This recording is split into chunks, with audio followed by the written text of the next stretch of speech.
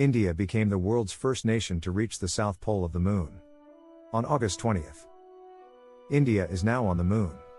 Mission control erupted in cheers as the Chandrayaan 3 landed in a part of the Moon where no country has ever landed before.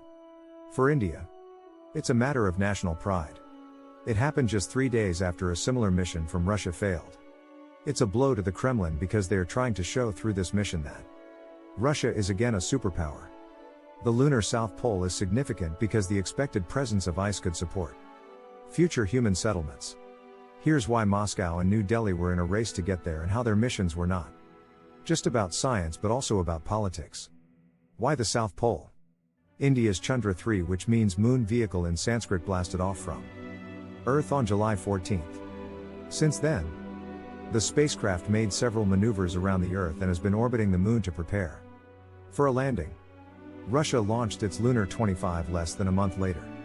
It took a much faster and more direct route to the Moon and was projected to reach the surface first on August 21st. The South Pole is strategic because the expected presence of ice could provide fuel, oxygen, and drinking water, making it a potential site for mining and human settlements. But experts say a smooth landing is extremely challenging. That's because the area has much tougher terrain compared to other parts of the Moon. It is bumpy, littered with craters, and has limited sunlight. The module has begun its descent. India tried but failed to reach there 4 years ago and finally succeeded on August 23rd. This success belongs to all of humanity, and it will help by other countries in the future. That makes India the fourth country in the world to reach the Moon after the United States, Russia, and China. India is expected to get a lot of offers from other space agencies, foreign countries, to launch commercial satellites for them, which is going to be also a revenue earner for India. Why Russia and India want to be first? A happy landing for Russia's unmanned Lunar 17 spacecraft. Russia was the first country to send a rover to the Moon back in 1970. Towards the end of a space race between the US and the Soviet Union during the Cold War. But Russia hasn't launched another lunar lander since the 1970s, and the stakes this time around were especially high. More than 18 months after it launched the invasion of Ukraine. Western sanctions imposed on Russia since the war complicated its collaborations in space with Europe and the US because of Western sanctions. A lot of the cooperation that used to take part in terms of space projects, they have come to an end. And also because of technology export bans, Russia cannot receive a lot of the electronics and other technology that it would have in the past from European nations that supported its space program. So this is extremely significant for India. There are political and financial reasons driving its mission to the lunar South Pole.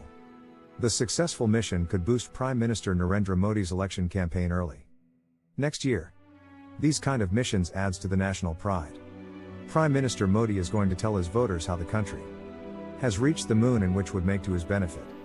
The Indian Space Agency works on a shoestring budget. In February, the government slashed funding for the Department of Space by 8% to $1.5 billion. In comparison, NASA's budget for 2023 is more than $25 billion. India is hoping to get a lot of foreign collaborations in terms of like offers for joint venture missions to launch commercial satellites. So it relies on these foreign collaborations to support its space missions. New space race. India's successful landing on the lunar South Pole could change its standing in the global space race, especially in Asia. India's position as a global space power would definitely be reinforced. It definitely puts India ahead of countries like Japan and Korea.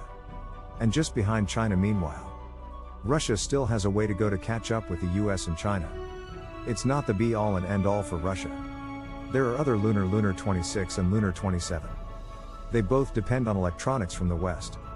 And for as long as sanctions continue, it's going to be difficult for Russia to obtain the kind of technology that it needs to continue collaborating and ensuring that it is number one as it wants to be in the space race.